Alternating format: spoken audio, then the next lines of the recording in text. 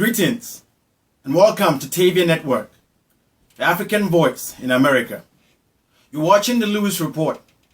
I am Lewis. And in case you were wondering, I've got my report right here and I'm ready to go. Are you ready? Let's do it. So Burundi is in trouble again.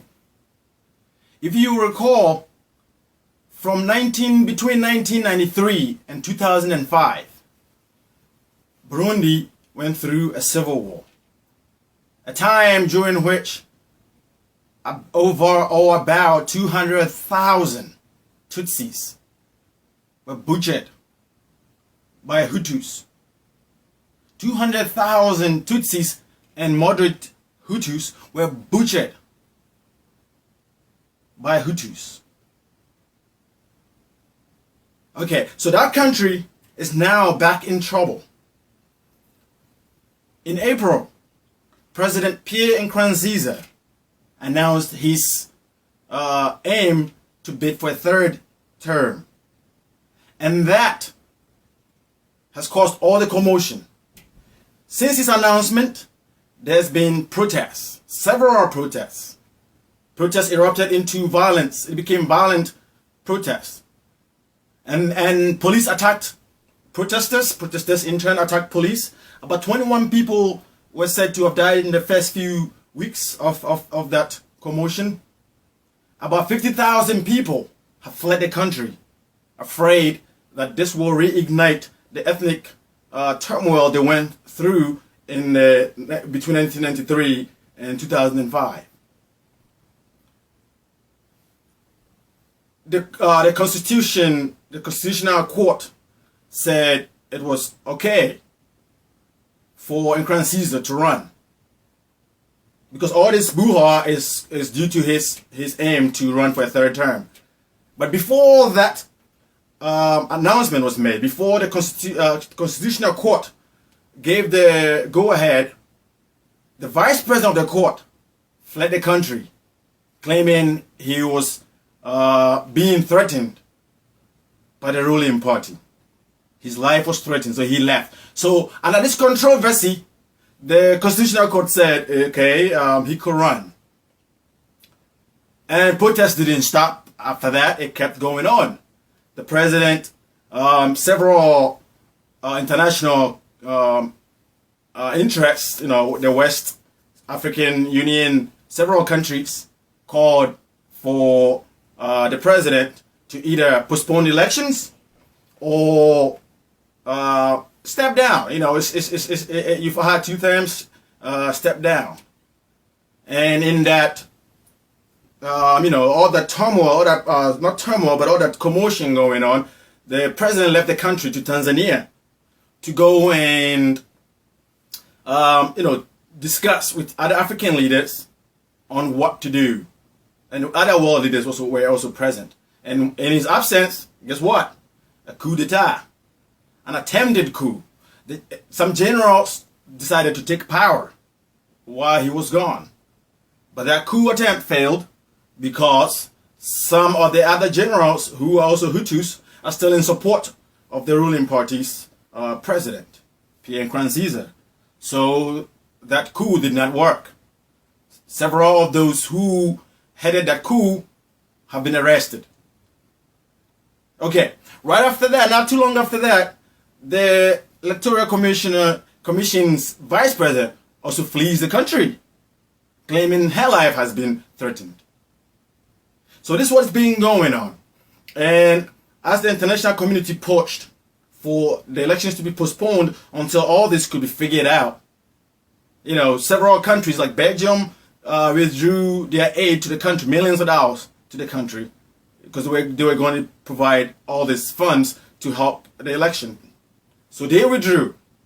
So with all that going on, Pierre Nkurunziza, president, finally agreed to let the elections be postponed.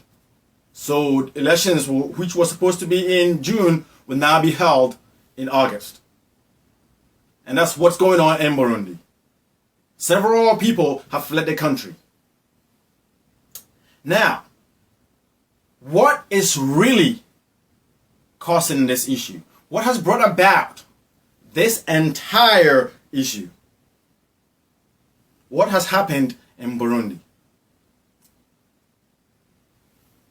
In 2000, while the civil war was going on, all the warring factions came together and signed the Arusha Agreement. The Arusha Peace Agreement led the way for a democratic Burundi. So in 2003, an interim government was formed. And then in 2005, the country, through a referendum, ratified a constitution in February of that year. Okay, so in February there is a constitution. Guess what happens in August? In August of the year, parliamentarians decide to elect a president in August. In February, constitution. In August, parliamentarians decide to elect a president. The constitution, however, stipulates with its 96th article that, let me find it and read it to you. Let me find it. So, the constitution stipulates the president of the republic is elected by universal direct suffrage for a mandate of 5 years, renewable one time. This is what the constitution, the February constitution, stipulated. But parliament went ahead and elected a president on their own without the public. They neglected the constitution and elected a president. Hence, Pierre Nkurunziza coming into power in 2005. So this is what began, this is what started this whole issue. This whole issue started because Parliament did not follow the Constitution. And so, for 5 whole years, President Nkurunziza governed the country. And in 2010, he stood for re-election and won. And so, governed till now, when it was time for him to step down. But then there's the kicker. He said, no, I'm not stepping down. Why should I step down? The Constitution says, I am the true president if the public elects me. So I was simply appointed by Parliament.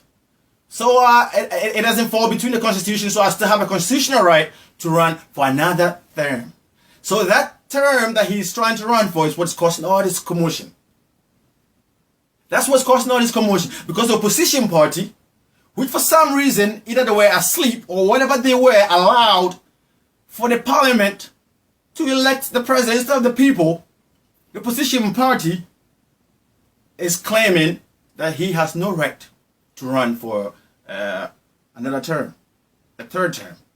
The Constitutional Court, under its controversy of the vice president running out of the country, said it's okay for him to run. But then the vice president also said, of the Constitutional Court said, several of his colleagues did not agree with that decision that the president had the right to run, but they were afraid to speak out.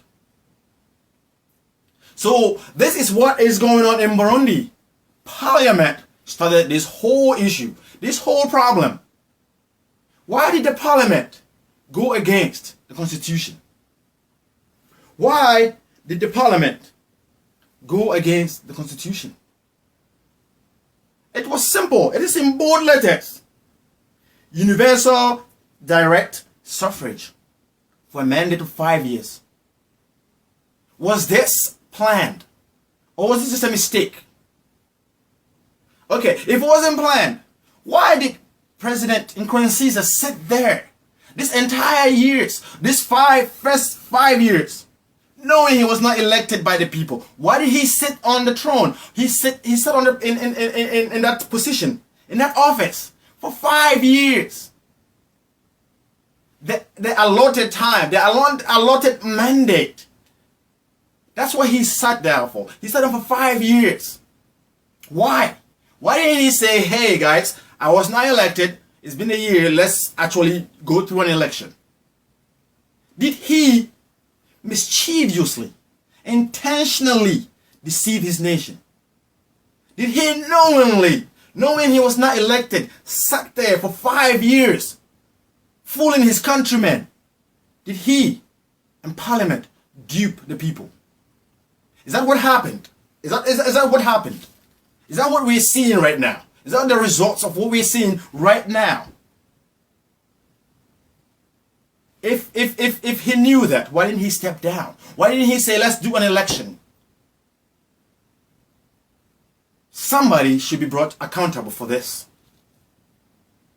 Somebody should answer as to why the Parliament went against the Constitution, and why President Nkurunziza sat on the throne, sat in that office. I know I keep calling it a throne because that's what happens in Africa. When people fight for freedom, they think they now own the country and they sit on a throne. So sorry if I'm using the word throne, but President Nkurunziza has decided not to leave. He wants to run for a third term. He's promised you leave after a third term. How do we know? We don't know that. The world doesn't know that. People in this country are dying. There are several refugees from Burundi already outside the country. Some since the 70s. Hundreds of thousands of them living in Tanzania. Tanzania not too long ago gave 200,000 Burundians citizenship because Burundi did not come back for its people. And here we are again. The president does not see that his actions are reigniting this commotion, this turmoil that they went through. That the people, people who are already suffering, are going to suffer some more. He does not see that. President Nkurunziza, it's time to give it up. Africa is not for one person. Any African country is not for one person. 2 terms. You knew that you weren't elected, but you sat there for 5 whole years, which is the allotted time for an elected president. So you have served 2 terms. It's time to go. Regardless of the constitution. You have duped the people for 5 years that you weren't supposed to be there. So it is time to admit it and step off.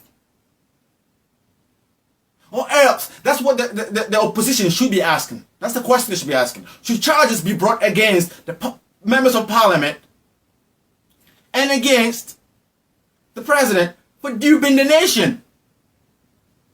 This whole boo-ha is due to that little, or should I say big deal that nobody saw. What were the opposition doing? Were they sleeping? We have more to talk about with this issue in Burundi. We'll take on this whole Burundi case again next time. We will talk about the state of the country right now, why President Nkurunziza thinks the people should give him another term. We will look at the country again. But this will bring us to today's edition, to the end of today's edition of the Lewis Report. And as always, as our forefathers said, let justice prevail, although the heavens fall. Thank you.